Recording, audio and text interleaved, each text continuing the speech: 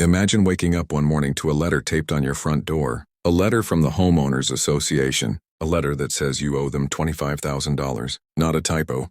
Not a mistake. $25,000. And if you don't pay, they'll drag you to court, seize your property, and humiliate you in front of the entire neighborhood. The person behind it? A woman everyone around here calls HOA Karen. The type who smiles to your face but can't wait to destroy your life with one phone call.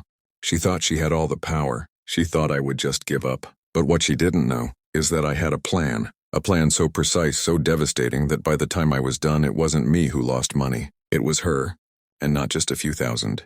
She lost millions. It all started with a sound I'll never forget. The sharp slap of paper against wood. At first, I thought it was just the morning newspaper tossed against my porch, but when I opened the door, my heart sank.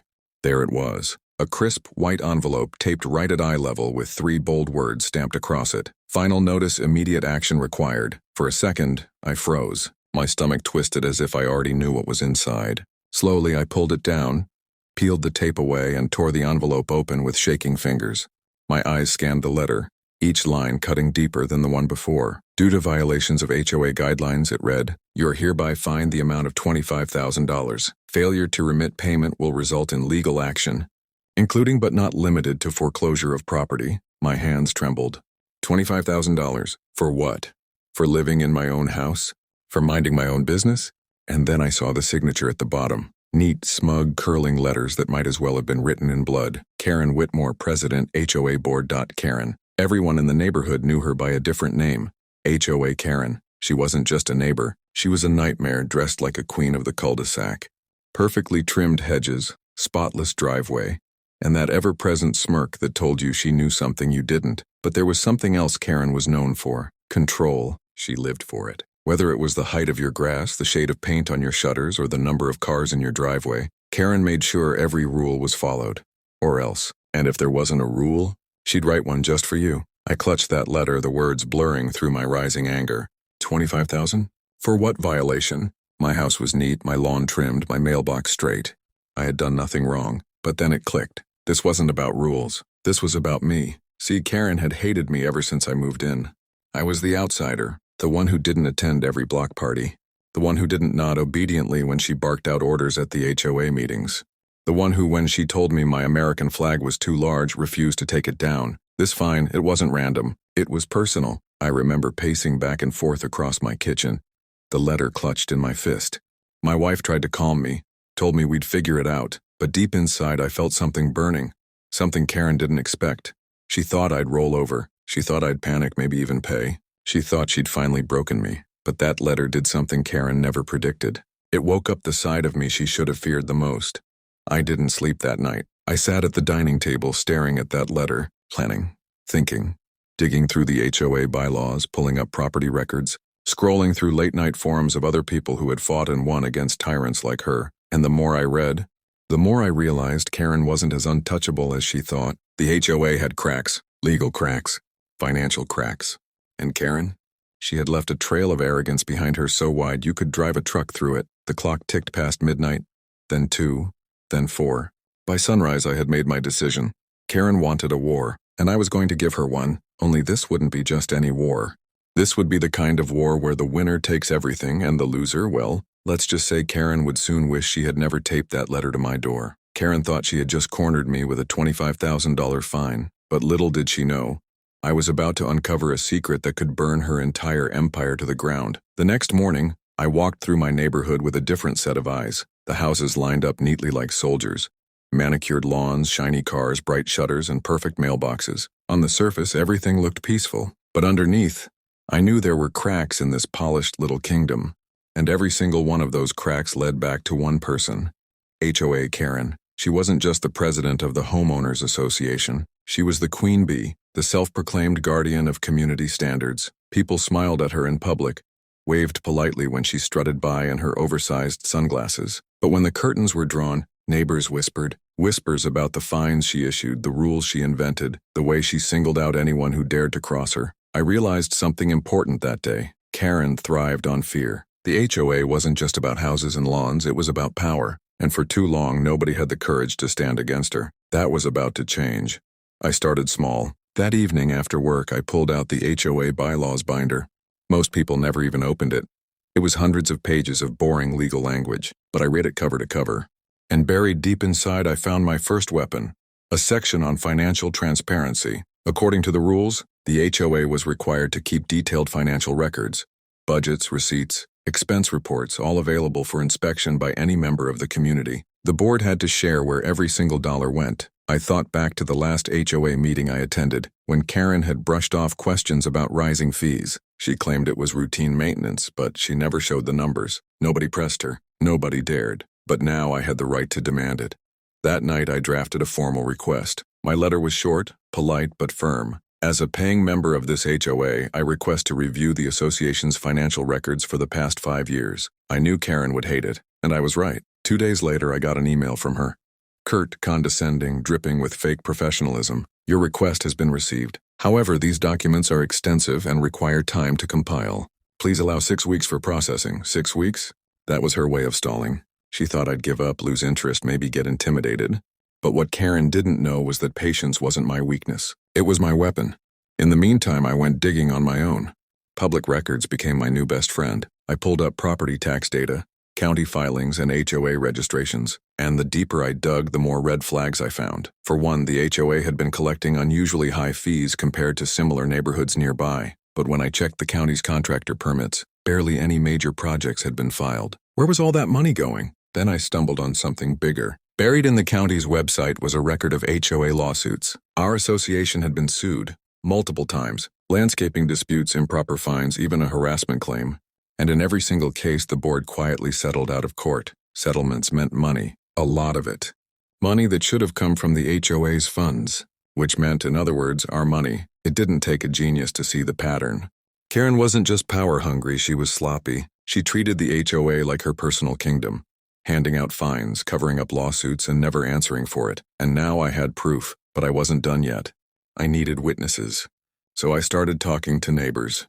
At first they were cautious, even nervous. But once they realized I wasn't afraid of Karen, the stories poured out. One neighbor told me about how Karen fined them $500 because their trash can was visible from the street for 10 minutes. Another admitted she'd been threatened with eviction over unapproved flowers in her garden. And then came the bombshell. A retired couple down the street claimed they had written Karen multiple checks for special assessments, fees that were never documented in any HOA records.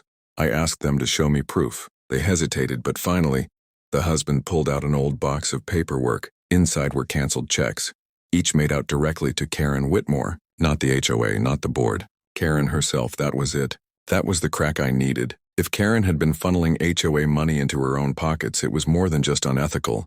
It was illegal. And with the right push, it could bring her whole empire crashing down. I left their house that night with copies of those checks tucked safely in my bag. The street was quiet, the houses glowing warmly in the evening light. To anyone else, it was just another peaceful suburban night. But to me, it felt like standing on the edge of a battlefield, holding the first weapon of war. I walked past Karen's house on my way back. Her blinds were drawn, but the glow of her kitchen lights was visible through the slats. I imagined her inside, sipping wine, convinced she was untouchable. Convinced she had me cornered, but in reality she had just handed me the rope I'd use to pull her down. Karen thought a $25,000 fine would bury me, but she had no idea I was already holding the receipts that could bury her instead. I didn't sleep much after finding those checks. The copies sat on my desk, glowing under the lamplight like secret weapons waiting to be unleashed. My mind was racing, my pulse pounding. For weeks, Karen had been playing a game of intimidation, but now finally I had the power. And I wasn't going to waste it. The question was simple. How do you bring down someone who's built their entire life on fear? The answer?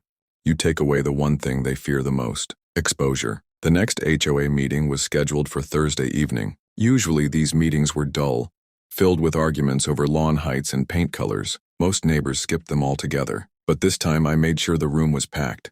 I went door to door, quietly spreading the word. I told neighbors I had information about the HOA they needed to hear. Something that directly affected their money, their property, their rights. Curiosity spread like wildfire. By the time Thursday came around, the community center was overflowing. Karen strutted in last, heels clicking against the tile, clipboard in hand. She looked smug, like she always did, scanning the room as if everyone was there to applaud her.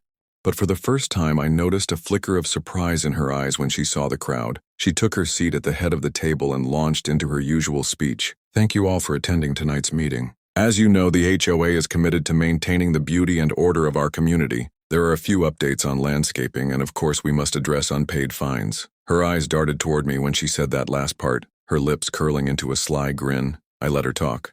Let her bask in her little moment of power.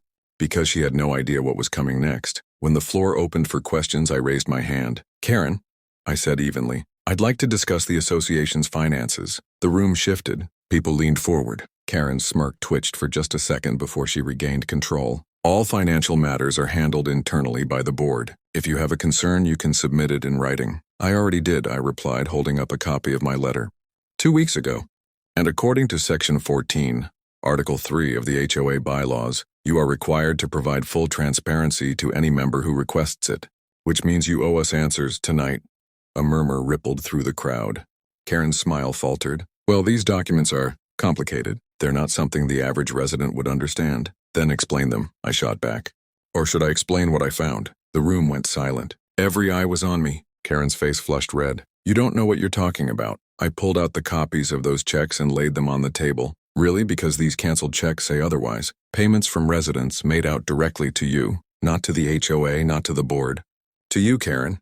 Care to explain why? Gasps filled the room. Neighbors leaned closer, eyes widening. Karen's hands trembled as she reached for the papers, but I pulled them back before she could snatch them away. That's a misunderstanding, she stammered. Those were reimbursements, temporary arrangements. The board approved them. Then show us the approval, I said coldly. Show us the receipts. Show us the records. Or should we assume that you've been pocketing our money for years? The crowd erupted. Voices overlapped. Is this true? I paid you cash last year. Where did our fees go, Karen? For the first time, Karen looked cornered. Her mask of confidence cracked, her eyes darting desperately for an escape. She tried to bang her gavel, tried to quiet the room, but it was useless. The neighbors weren't afraid anymore. I stood tall, letting the chaos build around her. This was exactly what I wanted. To shatter the illusion of control she had over everyone. And once that illusion was gone, there was no putting it back together. Finally, I raised my voice over the noise. If you've done nothing wrong, Karen, then prove it. Open the books. Right now, she froze. And that silence was louder than any answer she could have given. The crowd turned hostile, demanding explanations, demanding refunds, demanding accountability. Karen fumbled with her papers, muttered excuses, but it was over. The queen of the cul-de-sac had just been dethroned. But I wasn't finished, because this wasn't just about humiliating her in front of the neighbors. This was about revenge. And humiliation was only the first step. As the meeting dissolved into chaos, I slipped out quietly, leaving Karen drowning in the mess she had created. I knew she would try to recover, to claw her way back, to silence me. That was her nature. But I also knew something else. I wasn't done digging. And the next secret I uncovered wouldn't just embarrass her. It would destroy her. Karen thought she could silence me with fines, but I had only scratched the surface of the secrets that would soon cost her everything. The fallout from the meeting was instant. The very next morning, I woke up to chaos in the neighborhood. Neighbors stood in little groups whispering furiously. Some waved when they saw me, nodding with approval. Others came up to thank me. For the first time since moving here, I felt like I wasn't alone in this fight. But Karen? She wasn't the type to back down. By noon, she had already sent out an email to the entire community. A long-winded statement filled with legal jargon and carefully chosen words. Misunderstandings, temporary measures, misrepresented, evidence. She even tried to paint herself as the victim, claiming I had stolen private documents and twisted them to spread false rumors. Classic Karen. But this time, her tactics weren't working. People had seen the checks with their own eyes. They'd heard her silence when I demanded answers. Her words no longer held the same weight. Still, I knew better than to celebrate too soon. A wounded animal is the most dangerous kind. And Karen was cornered. That's when I decided to change my strategy. Up until now, I'd been reacting to her moves. But if I really wanted revenge, if I wanted to end her reign once and for all, I needed to go on the offensive. So I started digging deeper, not just into the HOA, but into Karen's life. Public records are a treasure chest if you know where to look. Property deeds, tax filings, court documents, they all tell a story. And Karen's story? It wasn't as polished as she pretended. For starters, she owned more than just her house. She had quietly bought 2 other properties in the neighborhood, both under shell companies tied directly to her name. Why? Because every time the HOA voted on improvements, guess whose property values went up? Hers. Then came the bombshell, a foreclosure record just a few years old.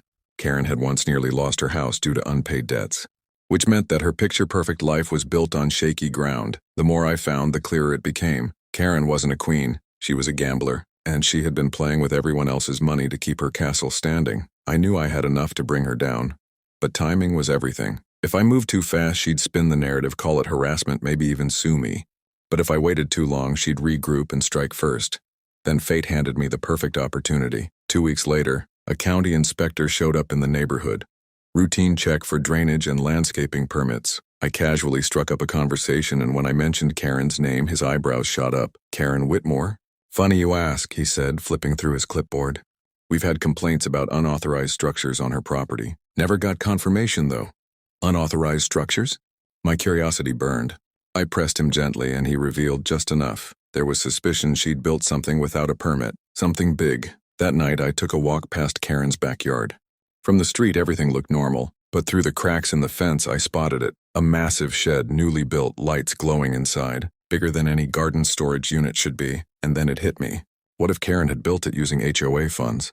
If I could prove that, it wouldn't just be unethical, it would be criminal. Misappropriation of funds, fraud, the kind of thing that doesn't just get you removed from office, it ruins you. I started documenting everything. Photos of the shed, dates and times of construction crews coming and going, neighbors' testimonies about the noise and trucks that had been there for weeks. Piece by piece, I was building a case, but as I gathered evidence, I noticed something strange. Karen had grown quieter. The endless emails slowed down. The nasty notes in mailboxes disappeared. It was almost as if she knew I was closing in and she was waiting, watching. And that's when the letter arrived. Another envelope slipped under my door this time. No HOA logo, just my name scrawled in messy handwriting. Inside was a single sheet of paper with 4 words written in red ink. You're making a mistake, no signature, no explanation. But I didn't need one. I knew exactly who it was from. Karen had stopped playing by the rules. Karen thought intimidation would scare me into silence. But she didn't realize her biggest secret was about to explode in front of everyone. The anonymous note should have scared me. It was meant to. Red ink, shaky handwriting, those 4 words. You're making a mistake. Karen wanted me rattled, off balance, second-guessing myself. But instead, it only fueled me. If she was warning me, it meant I was close. Too close, I doubled down. Every free hour I poured into building my case. I created a binder. Photos, receipts, bylaws, testimony. Each page told the story of a woman who had taken a position of trust and twisted it into a personal empire. And now that empire was teetering. But to bring her down, I needed more than suspicion. I needed undeniable proof. Proof that even the most loyal of her allies couldn't deny. That's when I struck gold. Buried in the county's permit office, I found a document. Half-filled, unsigned, but damning. An application for a recreational structure, filed under Karen's shell company, requesting approval to build a private storage unit on residential property. The problem? The permit had been denied. The inspector had clearly marked, not approved. And yet the shed in her backyard stood tall, built without permission, built illegally. I almost laughed when I held that paper in my hand. Karen, the self-appointed enforcer of every tiny rule, had broken the biggest rule of them all. Now I had her. The next HOA meeting was the perfect battleground. Word had already spread from the last explosion. People came hungry for answers. The room buzzed with tension as Karen walked in, shoulders stiff, chin high. But this time she wasn't met with polite smiles. She was met with cold stares. She tried to start the meeting as usual, her voice falsely sweet. Good evening, everyone. I'd like to begin by clearing up some recent misunderstandings. Misunderstandings? I cut in, my voice loud enough to silence the room. Like the checks? Or like the illegal shed in your backyard? Gasps echoed. Karen's face drained of color. That's absurd, she snapped. My shed is perfectly within regulations. I reached into my binder and pulled out the permit denial, holding it high for everyone to see. Funny, because according to county records, your permit was rejected, and yet there it is, built, standing, and funded with our money. The room erupted. Voices shouted over one another. Neighbors rose from their chairs, demanding explanations, demanding refunds, demanding Karen's resignation. Karen slammed her gavel against the table, her voice trembling. This is a setup. He's lying. You've all been manipulated. But nobody was listening anymore. I flipped to the next section of my binder. Photos of the shed, time-stamped, showing construction crews hauling in materials during HOA-funded landscaping projects. Receipts from contractors whose payments lined up perfectly with maintenance fees Karen had collected. And finally, the crown jewel, testimony from the retired couple sworn and signed confirming their payments to Karen's personal account. It was no longer a question. It was a verdict. Karen stood frozen, her eyes darting wildly as if searching for an escape route. The neighbors she once commanded were now circling like wolves, their patience long gone. One by one, voices rose. She stole from us. She needs to step down. Call the police. Karen slammed her binder shut and stormed toward the exit, but I wasn't done. You think walking away saves you? I called after her. You think hiding behind lies protects you?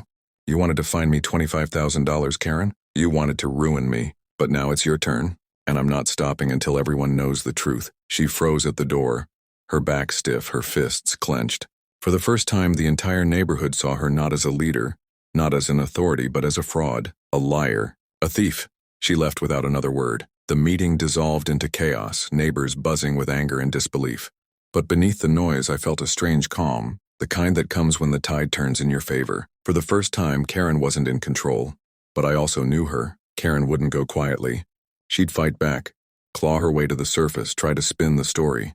This was her kingdom, and she'd do anything to protect it. That night, as I packed away my binder, a thought lingered. Had I really won? Exposing her was one thing, but truly destroying her, making her lose everything, that was the real revenge, and that part of the plan was only just beginning. Karen thought walking out of that meeting would save her, but what I had planned next would take more than her reputation. It would take everything she owned. After the last meeting, the neighborhood was never the same. Karen vanished from public view. No emails, no surprise inspections, no threats taped to doors. For a moment, it felt almost peaceful. But I knew better. Karen wasn't the type to surrender. She was plotting, waiting for her chance to strike back, and I wasn't going to give her that chance. While she hid behind closed blinds, I was busy laying the final piece of my plan. I had the binder, the photos, the checks, the testimonies. But now I needed a weapon sharp enough to cut through her lies once and for all. That weapon was the county auditor's office. I filed an official complaint, attaching every shred of evidence I had collected. The illegal shed, the permit denial, the misused HOA funds, the checks written directly to her. And I didn't stop there. I also contacted a local journalist, someone who had written before about corruption in homeowners associations. The fuse was lit. 2 weeks later, on a bright Monday morning, county officials rolled into the neighborhood. Trucks parked on the street, inspectors marched into Karen's yard, clipboards in hand. Curious neighbors gathered on the sidewalks, whispering, watching. I stood quietly at the edge of my driveway, binder in hand, waiting. The inspection didn't take long. Within an hour, they had slapped a bright orange notice on Karen's oversized shed. Illegal structure, subject to demolition. The crowd gasped. Some cheered under their breath. Karen stormed outside in her robe, screaming at the inspectors, waving her arms wildly. But the louder she shouted, the calmer they were. They had paperwork, signatures, and authority. All Karen had were excuses. By noon, the news crew arrived. Cameras rolled as Karen shrieked about unfair treatment and character assassination. But when the reporter turned to me, I calmly handed over the binder. Page by page, the journalist flipped through the evidence. By the time the interview ended, Karen looked less like a victim and more like a criminal caught in the act. The story aired that evening. Local HOA president accused of embezzlement and fraud, her name plastered across the screen, her face frozen mid-scream. And that's when everything collapsed. Neighbors filed lawsuits. The county pressed charges for fraud and misuse of funds. The bank foreclosed on her rental properties. The illegal shed was torn down piece by piece, the sound of hammers echoing like a drumbeat of justice. Within weeks, Karen was stripped of her title. No longer HOA president, no longer feared, no longer respected. She had gone from the queen of the cul-de-sac to a cautionary tale on the evening news. And me? I didn't just survive her $25,000 fine. I turned it into her destruction. I'll never forget the last time I saw her. She was loading boxes into the back of an old minivan, her once perfect hair disheveled, her voice hoarse from yelling at movers who barely listened. The neighbors didn't come to wave goodbye. They watched silently from their porches, arms crossed, satisfied. Our eyes met for just a second. Hers were filled with rage, disbelief, and something else, fear. She knew she had lost. Not just her position, not just her money, but her kingdom. As the van pulled away, a strange calm settled over the neighborhood. The grass seemed greener. The air felt lighter. People smiled more. And for the first time since I'd moved there, it actually felt like home. Karen had wanted me to pay $25,000. Instead, she paid the ultimate price. Her power, her reputation, her wealth. She thought she could break me. But in the end, it was her empire that crumbled. And as I watched her disappear down the street, one thought echoed in my mind. Revenge isn't just about getting even. It's about making sure the people who tried to bury you end up buried by their own lies.